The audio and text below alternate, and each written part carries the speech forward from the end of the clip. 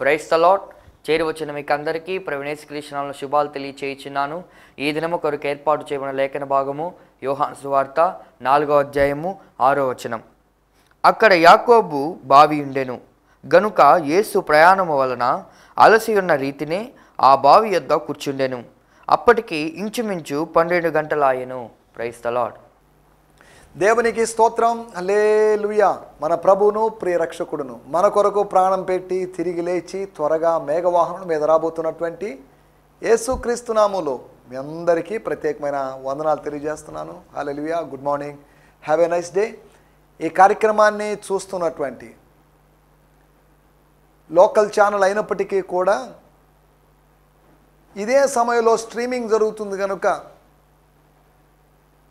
యూట్యూబ్లో ఇదే సమయానికి అనగా 8 గంటల నుంచి 8:30 వరకు మీరు ఏ ప్రాంతంలో ఉన్నా కానీ చూసేటువంటి అవకాశం ఉంది కనుక దయచేసి ఈ కార్యక్రమాన్ని వీక్షించడానికి మిమ్మల్ని ప్రేమపూర్వకంగా ఆహ్వానిస్తున్నాం. మీ స్నేహితులకి, మీ సహోదరులకి లింక్స్ మీరు దయచేసి షేర్ చేసుకోవాల్సిందిగా కోరుతున్నాం. జిఎంసి సంతోష్ నెల్లూరు అనేటువంటి నా పర్సనల్ యూట్యూబ్ ఛానల్ని మీరు సబ్స్క్రైబ్ చేసుకోండి. అందులో సుమారు 300కు పైగా సందేశాలు ఉన్నాయి. సేమ్ సందేశాలు అనగా యోహాను సువార్త సందేశాలు ఉన్నాయి. మీరు ఆ సందేశాలని మీరు వినొచ్చు, చూడొచ్చు. తద్వారా మీరు ఆత్మీయంగా దీవించబడవచ్చు. ఈ కొత్త సందేశాలు ప్రభు కృపను బట్టి 2020వ సంవత్సరంలో మనం ఆరంభించాం. 2020 అంతా యోహాను సువార్త మనం మాట్లాడుకున్నాం. తర్వాత 2021వ సంవత్సరం ప్రభు కృపను బట్టి 2022వ సంవత్సరంలో 3 నెలలు దాటింది. 4 నెలలు మనం ప్రవేశించాం. దేవుని స్తోత్రం. కనుక యోహాను సువార్త ధ్యానాలు మీకు ఆశీర్వాదకరంగా ఉన్నాయని నేను భావిస్తున్నాను. ఈ సంవత్సరం అంతా మనం యోహాను సువార్త నుంచే మనం మాట్లాడుకుంటాం. అనగా ఇంకొక 3 నెలలు పోతే ఇంకా 9 నెలలు ఉండగా 9 నెలలు మన యోహాను అనగా 270 ప్రసంగాలు, మరి 270 ప్రసంగాలు, ఇంచుమించు 17 అధ్యాయాల నుంచి మనం చెప్పుకోబోతున్నాం. కనుక దేవుని వాక్యాన్ని జాగ్రత్తగా ఆలకిస్తున్నాం. మీకేమన్నా ఇంకా వివరణలు ఏమన్నా కావాల్సి వస్తే దయచేసి నన్ను సంప్రదించండి. మీకేమైనా సందేహాలు ఉంటే దయచేసి నాతో షేర్ చేసుకోండి. మనం ఆత్మ సంబంధంగా మాట్లాడుకుందాం, ఆత్మీయంగా ఎదుగుదాం. దేవుని స్తోత్రం. హల్లెలూయా. ఈ కార్యక్రమం చూస్తున్న ప్రతి వ్యక్తిని బట్టి నేను దేవుని నామాన్ని మహిమపరుస్తున్నాను. ఈ సమయంలో దయచేసి కళ్ళు మూసుకున్నట్లయితే చిన్న ప్రార్థన చేసుకుందాం. మనలో ఉన్నటువంటి రోగులైన వారు అంటే ఎప్పుడు ఉంటారు రోగులైన వాళ్ళు? యేసు ప్రభు చెప్పాడు, బీదలు ఎల్లప్పుడూ మీతో పాటు ఉంటారని. అది వాస్తవం. అలాగే మరొక వాస్తవం కూడా అంటే రోగులు ఎల్లప్పుడూ మీతో కూడా ఉంటారు. అవును, రోగులు, బీదలు ఎప్పుడు మనతో ఉంటారు. ఆత్మీయ బలహీనులు మనతో ఉంటారు.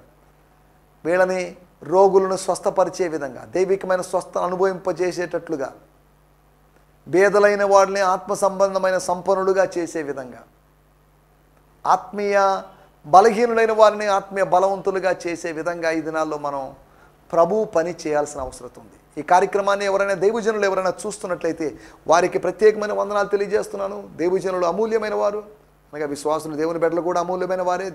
దేవుని సేవకులు, దేవుని బిడ్డలు అనే తారతమ్యాన్ని నేను చూపించడం లేదు. కాకపోతే దేవుని సేవ చేస్తున్న వారిని బట్టి నేను ప్రభు నామాన్ని మహిమపరుస్తున్నాను. ఎండాకాలం, ఎండలు ఎక్కువ ఉన్నాయి. కొన్నిసార్లు కాలినడక మీద, కొన్నిసార్లు సైకిళ్ళ మీద, కొన్నిసార్లు బైకుల మీద, ఇలా వేరు విధాలుగా వెళ్ళి కొంతమందిని ఆత్మ సంబంధంగా పలకరిద్దామని, బలపరుద్దామని మీరు చేస్తున్న ప్రయత్నాలు ఎంతగానో అభినందనీయం. May God bless you. దేవుడు మీకు ఇంకా బలమును ఆరోగ్యమును అనుగ్రహించును గాక. ఈ సమయంలో మనం దేవుని వాక్యాన్ని ధ్యానిద్దాం. గత ఎపిసోడ్లో మనం యోహాను సువార్త 4వ అధ్యాయము 4వ వచనాన్ని ఆధారంగా చేసుకొని కొన్ని విషయాలు ఆలోచించాం. 4 మార్గాల గురించి మీకు గుర్తు చేశాను. ఒకటి సమరయ మార్గం గురించి చెప్పుకున్నాం. అది స్నేహ బంధాలకు ప్రతీకగా ఉందని. 2వ మార్గము సముద్ర మార్గం.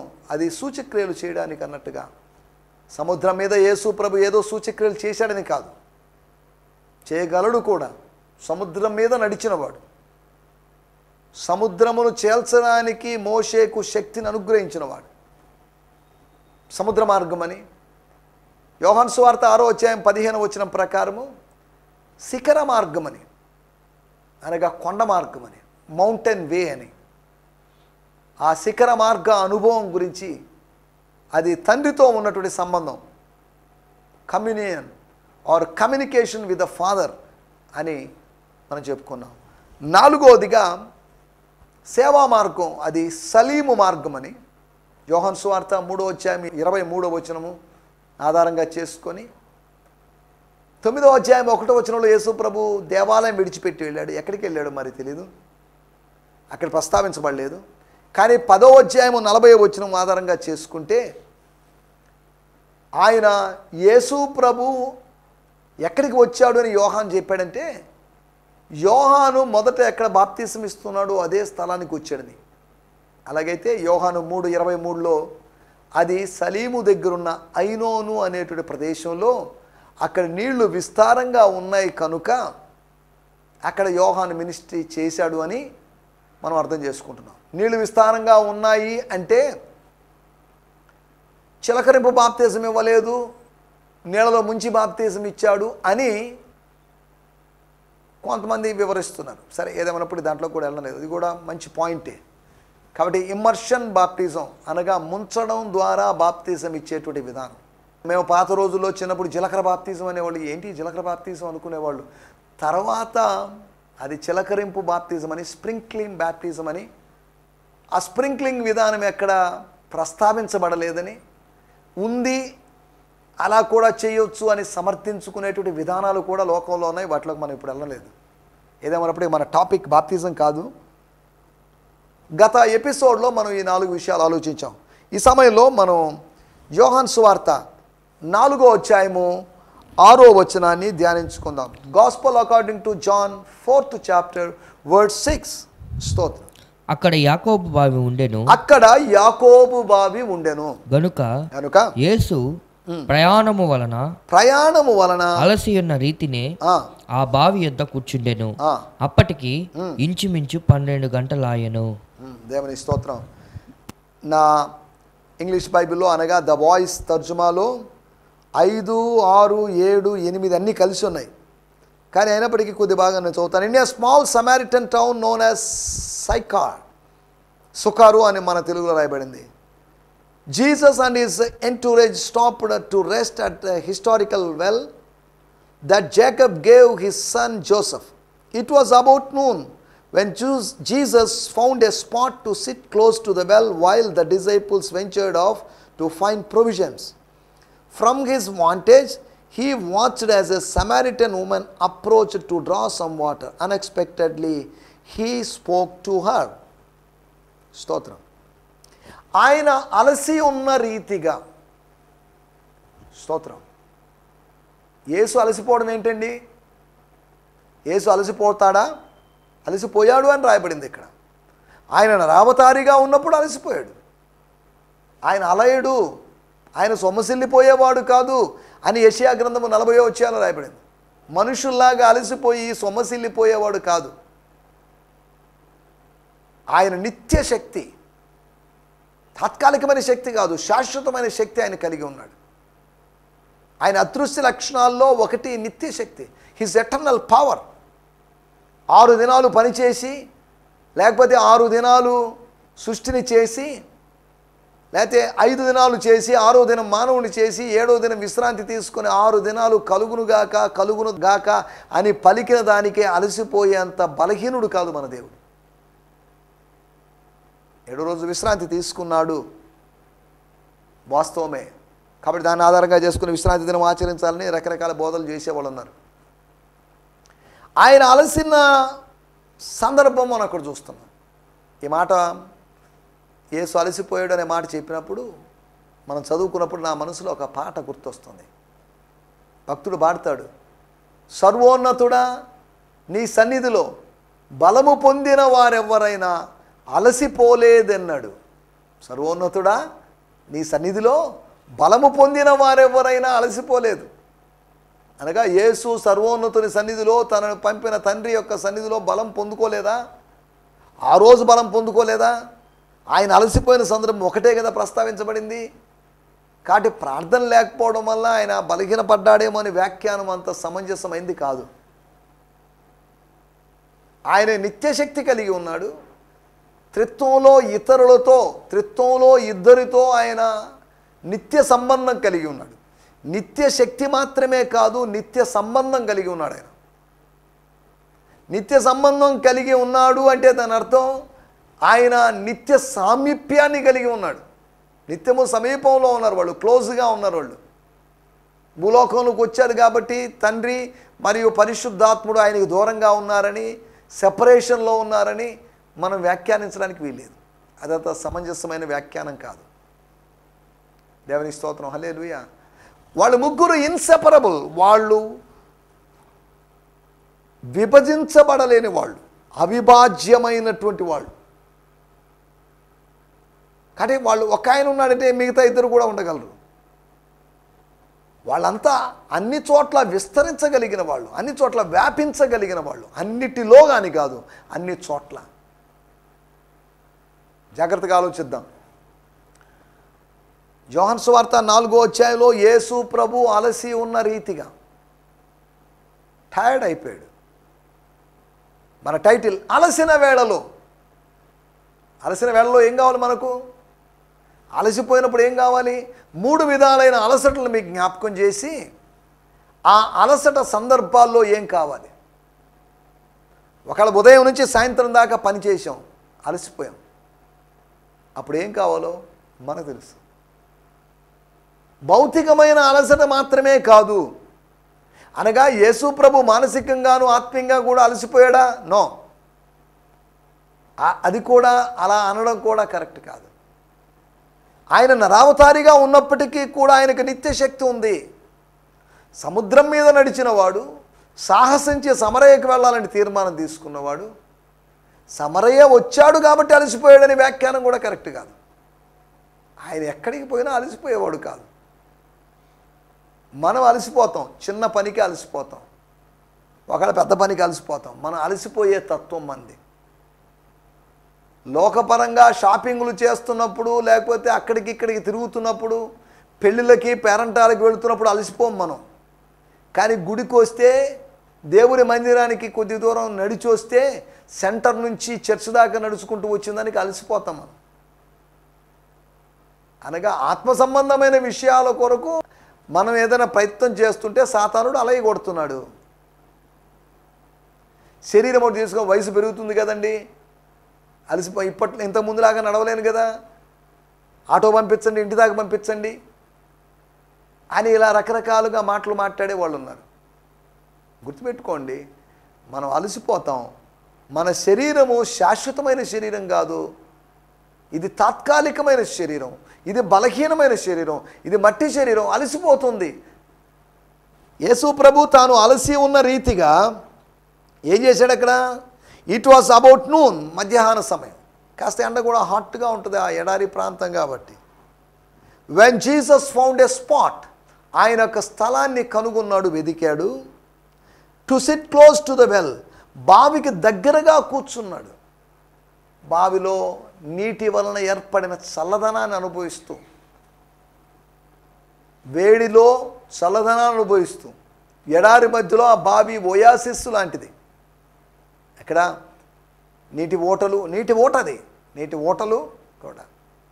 మారా తర్వాత వాళ్ళకి 70 ఈత చెట్లు, లేకపోతే నీటి ఓటలు వాళ్ళు కనుగొన్నట్టుగా మనం నిర్గమకాండంలో చూస్తున్నాం.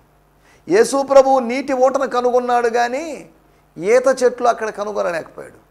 కానీ ఈత చెట్టు కన్నా శ్రేష్టమైనట్లు ఒక వ్యక్తిని ఆయన కలుసుకోగలిగాడు. చెట్ల కన్నా మనుషులు శ్రేష్ఠులు.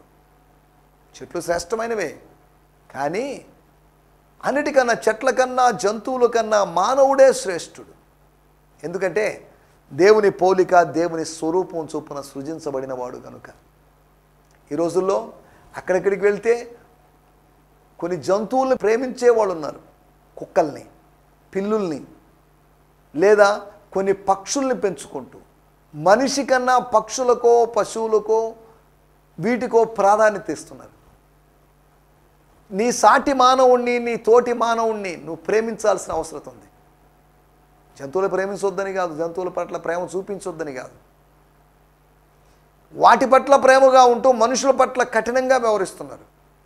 మనలో ఉన్న కఠినత్వం తొలగిపోయి అందరి పట్ల సాఫ్ట్గా సున్నితంగా వ్యవహరించే స్వభావం మనకు కావాలి. కొంతమంది మూర్ఖులుగా, మొరటి వాళ్ళుగా, మొండి వాళ్ళుగా ఉంటారు. అలా ఉండడానికి వీలేదు. మరి ఇక్కడ ఆలోచిస్తున్న విషయాల్లోకి వచ్చేద్దాం. యేసు అలసిన వేళలో ఏం చేశాడు? 3 విషయాలు. నంబర్ 1, 6వ వచనంలో మనం చదువుకున్న మాట, అలసిన వేళలో ఆయన కూర్చున్నాడు. హి సాట్ దేర్, అక్కడ కూర్చున్నాడు. నడిచి ఆ రోజులో వాహన సౌకర్యం లేదు. లేకపోతే యెరూషలేములో జయప్రవేశం చేసినప్పుడు ఆయన వచ్చినట్లుగా ఒక గాడిద పిల్ల అందుబాటులో లేవు. ఇప్పుడు గాడిద పిల్ల కావాలన్నా కానీ ఒకవేళ గాడిద కావాలని 12-13 గాడిదలు కావాలి. వీళ్ళందరికీ అవకాశం లేదు. నడుచుకుంటూ వెళ్ళారు. ఆ రోజులో నడక అనేది సాధారణంగా జరిగే ప్రక్రియ. వాహనాలు ఇంత మనకున్నంతగా లేవు కాబట్టి వాళ్ళు నడవడం అలవాటు. వాళ్ళకి బలం ఉంది, నడిచారు. కానీ ఈ రోజుల్లో బలం లేదు, ఎక్కువ దూరం నడవలేకున్నారు ప్రజలు. కొద్ది దూరం నడవగానే అలసిపోతున్నారు. నడవాలనుకుంటారు కానీ నడవలేరు. వాళ్ళు రోజుగా 4 కిలోమీటర్లు 5 కిలోమీటర్లు కూడా నడవలేరు. ఒళ్ళు పెరిగిపోయింది. శరీరంలో ఉన్న కొవ్వు కరగకుండా ఉండిపోయింది. ఫ్యాటీ మ్యాటర్స్, ఫ్యాట్ కరగకుండా ఉంది. నడవడం ద్వారా, నడక ద్వారా మన శరీరంలో కొవ్వును మనం కరిగించుకోవచ్చు. పని చేయడం ద్వారా మన శరీరంలో కొవ్వును కరిగించుకోవచ్చు. తిన్నది అరిగించుకోవడానికి ఈ రోజుల్లో మనిషి నడుస్తుంటే కడుపు నిండడం కోసం, ఆహార సంపాదన కోసం కొంతమంది మనుషులు నడుస్తున్నారు. రాత్రిపూట పెంపుడు కుక్కను పట్టుకొని తిన్నది అరగడం కోసం నడిచేవాళ్ళు ఉంటే ఒక ఎత్తు అయితే, ఆహారం దొరకడం కోసం అనేక మైళ్ళు నడిచేవాళ్ళు ఉన్నారు. ఈ 2 భిన్నమైన చిత్రాలు మన దేశంలో చూడగలం. సరే, ఏదేమైనప్పటికీ అలసిన వేళలో భౌతికంగా అలసిపోయినటువంటి Jesus was physically tired. He needs some rest. అనగా అక్కడ నిద్రపోవాలని కాదు. 9 దినాలు ప్రార్థించి అలసిపోయి కాస్త రిలాక్స్డ్గా కూర్చున్నారు మేడగదిలో ఉన్నటువంటి ప్రజలు. అపోస్తల కార్యము 2వ అధ్యాయంలో పెంతెకోస్తు అకస్మాత్తుగా దేవుని శక్తి, దేవుని ఆత్మ వారి మీదకి దిగి వచ్చాడు. ఇక్కడ అటువంటి సంఘటన జరిగిందని కాదు. భౌతికంగా అలసిపోయినట్లయితే, ఓ ప్రియ సహోదరి సహోదరుడా, నీకు విశ్రాంతి కావాలి. You need some rest. ఈ రోజుల్లో రెస్ట్లెస్గా పనిచేస్తున్నారు. మనిషి మిషన్ లాగా పనిచేస్తున్నాడు. మనిషిలాగా పనిచేయడం లేదు, మిషన్ లాగా పనిచేస్తున్నాడు. ఇలా పనిచేస్తుంటే మిషన్ అరిగిపోతుంది. మిషన్లో ఇన్నర్ పార్ట్స్ అరిగిపోతాయి. కాస్త విశ్రాంతి తీసుకోండి. నిద్ర లేకుండా అర్ధరాత్రి వరకు 1 గంట 2 గంటల వరకు మొబైల్లో, ఆన్లైన్లో, వాట్సాప్లో ఎందుకు ఇంత అవసరం ఏముంది? జాగ్రత్తగా ఆలోచించండి. తగినంత విశ్రాంతి తీసుకోండి, తగినంత ఆహారం తీసుకోండి. దేవుని నామాన్ని మయంపరచండి. దేవునికి స్తోత్రం. హల్లెలూయా. 1, అలసిన వేళ, యేసు ప్రభు అలసిన వేళ, భౌతికమైనటువంటి అలసట, దానికి విశ్రాంతి పరిష్కారం లేకపోతే విరుగుడు. 2వ విషయాన్ని నేను మీకు జ్ఞాపకం చేస్తాను. అలసినటువంటి అనుభవం, అలసిపోయినటువంటి అనుభవం. యోహాను సువార్త 4వ అధ్యాయము 18-19 వచనాలు. నీకు 5 పెనిమిటిలుండ్రి. నీకు 5 పెనిమిట్లుండ్రి. ఇప్పుడున్నవాడు నీ పెనిమిటి కాడు. సత్యమే చెప్పితివనెను. అప్పుడు ఆ స్త్రీ, అయ్యా, నీవు ప్రవక్త అని గ్రహించుచున్నాను. చాలే అండి. 17-18 కలిసి ఉన్నాయి. ఆ స్త్రీ చెప్తుంది, I don't have a husband. Jesus చెప్తాను, technically you are telling the truth, but you have had 5 husbands and are currently living with a man you are not married to. 19వ వచనంలో, sir, it is obvious to me that you are a prophet. Okay, దాంట్లోకి వెళ్ళలేదు. 5 మంది భర్తలు. 5 మంది భర్తల గురించి రకరకాల వ్యాఖ్యానాలు ఉన్నాయి. ఇప్పుడు మనం వాటిలోకి వెళ్ళలేదు. 5 మంది ఎందుకు? 7 అయితే ఒక పరిపూర్ణ సంఖ్యగా ఉంటుంది, 7 అయితే బాగుంటుందేమో అని వ్యాఖ్యానిస్తున్నారు. ఒకరి తర్వాత ఒకరు. మొదటి భర్త ద్వారా సంతోషం లేదు, 2వ భర్త ద్వారా, 3వ భర్త ద్వారా, 5 ఇప్పుడు ఉన్నవాని ద్వారా కూడా సంతోషం లేదు. చూడండి, మనలో ఇంద్రియాలు, జ్ఞానేంద్రియాలు, పంచేంద్రియాలు ఉన్నాయి. ఈ ఇంద్రియాల ద్వారా మనకు ఎటువంటి సంతోషం లేదు. ఈ ఇంద్రియాలన్నింటినీ కంట్రోల్ చేసేటువంటి కేంద్ర బిందువు అయిన మనసు ఉంది. దాని ద్వారా కూడా మనకు సంతోషం లేదు. మనసు ద్వారా నెమ్మది లేని పరిస్థితులు వస్తున్నాయి. కానీ ఆత్మ ద్వారా, మన ఆత్మలో దేవుని ఆత్మ వసించడం ద్వారా మనం నెమ్మదిని అనుభవించవచ్చు. అంటే ఈ 5 మంది భర్తలు పంచేంద్రియాలని నేను వివరించడం లేదు, లేదని అలా కొత్త వ్యాఖ్యానం చేయడం లేదు. 5 మంది భర్తలు పంచేంద్రియాలనో, లేదు అంటే ఆ 6వ వ్యక్తి అప్పుడున్న వ్యక్తి మనసునో, తర్వాత ఆత్మానుభవమనో, లేకపోతే ఇలా చెప్పడం లేదు. కానీ జస్ట్ ఉంటే మీకు అలా చెప్పినంతవరకే. నా మాటల యొక్క ఉద్దేశం ఏంటి అంటే, మన జీవితాల్లో కూడా బైబిల్లో వాక్యములో ఉన్నవి మన జీవితాల్లో జరుగుతూ ఉన్నాయి. అవి పునరావృతం అవుతూ ఉన్నాయి. మన జీవితంలో కూడా 5 మందే కాదు, అనేక మంది మనకు సహవాసానికి వచ్చి, మన సంఘానికి వచ్చో, మనతో స్నేహానికి వచ్చో, మనకు సంతోషాన్ని ఇస్తారనుకుంటే సంతాపాన్ని మిగిల్చి వెళ్తున్న సందర్భాలు. పర్లేదండి, ఇతనన్నా నమ్మదగిన వాడు ఇతనన్నా ఉంటాడు అనుకుంటాం. నన్ను నిరాశపరిచినటువంటి అనేక మంది నేస్తాలు ఉన్నారు. అనేక మందిని డిసప్పాయింట్ చేశారు. వాళ్ళు డిలైట్ కలిగిస్తారు, సంతోషం కలిగిస్తారు అనుకున్న వాళ్ళు సంతాపాన్ని కలిగించిన సందర్భాలు బోల్డ్ ఉన్నాయి. సరే, దాంట్లో కూడా లేదు. రెండో విషయము, మానసికమైనటువంటి అలసట కలిగిన వేళలో. యేసు ప్రభువుకి భౌతికమైనటువంటి అలసట, ఈ స్త్రీకి మానసికమైనటువంటి అలసట. She was tired psychologically or she was tired mentally. ఈమెకు సత్యం కావాలి. మానసికమైనటువంటి అలసిపోయినటువంటి వ్యక్తికి, ఇప్పుడు ఉన్నవాడు నీవాడు అనుకుంటున్నామో, 5 మంది నీవాడు అనుకుంటున్నావు, ఇప్పుడు ఉన్నవాడు నీవాడు అనుకుంటున్నావు. ఎవరు నీ సొంతం కాదు. ఎవరికి ఎవరి సొంతం ఈ లోకంలో? భార్య సొంతం కాదు, భర్త సొంతం కాదు, బిడ్డల సొంతం కాదు. ఒకరోజు ఈ బంధాలన్నీ తెంపుకొని మనం వెళ్ళిపోవలసిన వాళ్ళమే. అంతేకాదా? మనల్ని ప్రేమించేవాడు భార్య మనతో పాటు, మనల్ని ప్రేమించే భర్త మనతో పాటు, నన్ను కూడా ఆయనతో పాటు పూడ్చిపెట్టండి, పాతి పెట్టండి, సమాధి చేయండి, ఖననం చేయండి, దానం చేయండి అని చెప్పే అవకాశం లేదుగా. వాళ్ళకు కొన్ని పరిమితులు ఉన్నాయి. ప్రతి మనిషికి ఇతర మనుషులతో వ్యవహరించడంలో కొన్ని పరిమితులు ఉన్నాయి. కాటి దాకా వచ్చేవాళ్ళు ఉన్నారు, సమాధి దగ్గరకు వచ్చి కూర్చునే వాళ్ళు ఉన్నారు. కానీ మనతో పాటు రావడానికి రాలేని వాడు. అది మనం ఆలోచించాల్సిన మాట. రెండోది మానసికమైన, షీ వాస్ మెంటలీ టైర్డ్. వద్దురా బాబు ఈ జీవితం, వద్దురా ఈ పెళ్ళి, వద్దు భర్త, వద్దు పురుషులు. ఎంతమంది పురుషులను బట్టి, 5-6 మంది పురుషులను బట్టి పురుష ప్రపంచం మీద ద్వేషం ఆమె పెంచుకుందేమో అని కూడా అనుకోవచ్చు.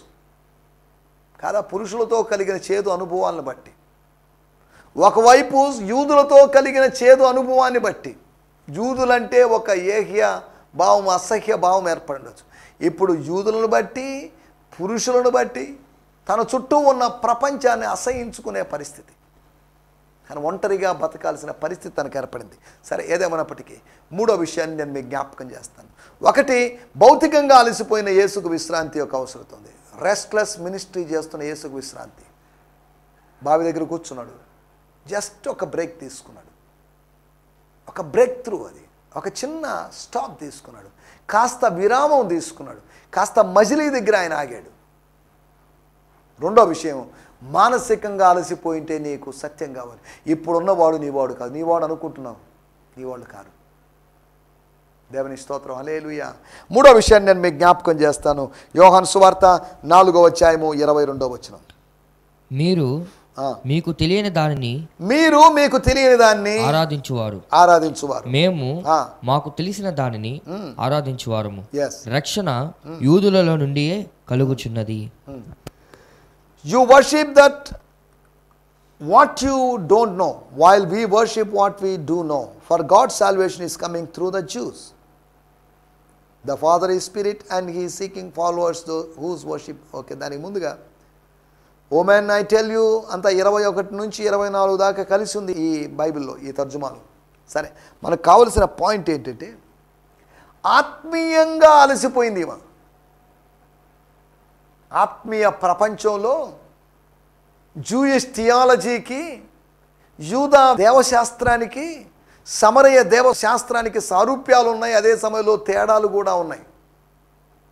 ఈ రెండు వేదాంతాల మధ్యలో కొట్టు మిట్టాడినటువంటి స్త్రీ. ఈ రోజుల్లో రెండు వేదాంతాలు కాదు, రకరకాల వేదాంతాలు, సిద్ధాంతాలు. వీటి మధ్యలో ప్రజలు కల్పించబడిన ప్రతి ఉపదేశపు గాలికి పొట్టులాగా అటు ఇటు కొట్టుకుంటున్న పరిస్థితి. ఎవరు కన్ఫ్యూజన్లో ఉన్నారు, ఏం అర్థం కావట్లేదు. ఏంటండి, ఒకరు స్వస్థతలు ఉన్నాయంటున్నారు, ఒకరు లేవంటున్నారు. ఒకరు పరిశుద్ధాత్మ ఉన్నాడు అన్నారు, లేదు పొందాలంటున్నారు. ఒకళ్ళేమో పరిశుద్ధాత్మ రక్షణ పొందినప్పుడు వచ్చేసింది అంటున్నారు. అర్థం కాని పరిస్థితి. The world is in mess, in confusion. కానీ గుర్తుపెట్టుకోండి, దేవుడు అల్లరికి కర్త కాడు, అయోమయానికి కర్త కాడు. ఆయన ఆదరణకు కర్త, అవగాహనకు కర్త. మూడో విషయం, నువ్వు మానసికంగా అలసిపోయింటే నీకు సత్యం కావాలి. ఈ స్త్రీ ఆత్మీయంగా కూడా అలసిపోయింది. ఆరాధన ఇక్కడ గెరిజిము కొండ మీద, యెరూషలేములోన, సియోను కొండ మీద, లేదా సీనాయి కొండ మీద, ఎక్కడ ఆరాధన? యేసు ప్రభు ఇచ్చినటువంటి కొత్త వ్యాఖ్యానము వేరుగా ఉండడాన్ని మనం చూడగలం. ఆత్మీయంగా అలసిపోయినటువంటి స్త్రీ, ఆ స్త్రీకి ఆరాధన కావాలి. నువ్వు అలసిపోయినట్లయితే ఆరాధన కావాలి. ఆరాధన అయిపోయిన తర్వాత వాక్యానికి కలుసుకుందాం, లేదా రెండో వాక్యానికో, మొదటి వాక్యానికో, లేదా మూడో వాక్యానికి కలుసుకుందాం అనుకుంటున్నావేమో. నువ్వు అలసిపోయింటే, ఆత్మీయంగా అలసిపోయింటే, యూ నీడ్ వర్షిప్.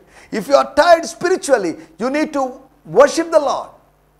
వర్షిప్ నేను రిన్యూ చేస్తుంది, నేను నూతనపరుస్తుంది. ఈ రోజుల్లో భౌతికంగా యేసులాగా అలసిపోయి, ఆ స్త్రీలాగా మానసికంగాను ఆత్మీయంగాను అలసిపోయి ఉన్నావా? అయితే ప్రభు దగ్గరికి రా, నీ అలసట నువ్వు తీర్చుకో, బలాన్ని పొందుకో, రిన్యూగా, రిఫ్రెష్గా, తెప్పరిల్లు, ఉజ్జీవాన్ని పొందుకో, రివైవ్ కా. దయచేసి స్థలంలో ఉంచండి, ప్రార్థన చేసుకుందాం. పరిశుద్ధమైన మా దేవా, మీకు వందనాలు. అలసిన వేళలో భౌతికంగా అలసిన నీకు విశ్రాంతి, మానసికంగా అలసిపోయినట్టు ఆ స్త్రీకి సత్యం, ప్రత్యక్షత. అలాగే ఆత్మీయంగా అలసిపోయిన ఆ స్త్రీకి ఆరాధన కావాలని, ఆరాధించే అనుభవంలోకి రావాలని. మేము కూడా భౌతికంగా, శారీరకంగా, లేదా భౌతికంగా, మానసికంగా, ఆత్మీయంగా అలసిపోతున్నాం. మాకు విశ్రాంతి, సత్యము, లేదా ప్రత్యక్షత, ఆరాధన, ఆరాధించేటువంటి అనుభవం, ఆరాధించే ఆత్మను మీరు మాకు అనుగ్రహించమని యేసుక్రీస్తు నామములోనే ప్రార్థించగలుగుతున్నాం పరమ తండ్రి. ఆమేన్, ఆమేన్. దేవుని స్తోత్రం. మీ అందరికీ వందనాలు. ప్రభు మిమ్మల్ని దీవించునుగాక. ప్రభు చిత్తమైతే రేపు ఉదయకాలము ఇదే సమయంలో కలుసుకుందాం. హల్లెలూయా. ఈ సందేశము మీకు ఆశీర్వాదకరంగా ఉందని నమ్ముచున్నాము. ప్రార్థన అవసరతల కొరకు మమ్మల్ని సంప్రదించవలసిన మా చిరునామా గిద్యోన్ మిషన్ చర్చ్, 6వ వీధి, శాంతినగర్, నెల్లూరు 4, ఆంధ్రప్రదేశ్. పిన్ 524004. మా ఫోన్ నంబర్లు 7036443613 మరి ఒక నంబర్ 9392293010. మా ఈమెయిల్ ఐడి gfihmi2015@gmail.com. దేవుడు మిమ్మును ఆశీర్వదించునుగాక. ఆమేన్.